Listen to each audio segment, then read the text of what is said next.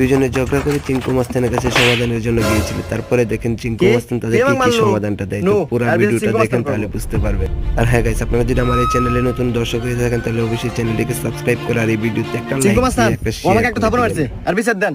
এই আমি চিঙ্কু মাস্তান, এই এলাকা যত সমস্যা সঠিক সমাধান আমি নিজে দেই। নয় ওরা একটা থাপড় খাবো, আর নাহলে এক থাপড়ের বদলে 10টা জরিমানা দেবো। চিঙ্কু মাস্তান, আমার কাছে তো কোনো এখন টাকা পয়সা নাই, একটা থাপ্পড়ই দেন।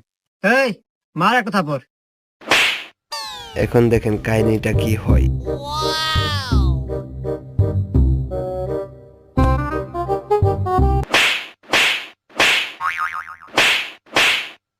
এই যে আমি এখান থেকে যাওয়ার সময় 50 টাকা পরে পাচ্ছিলাম, তো ভাবলাম যে এখানে খরচ করে দিই।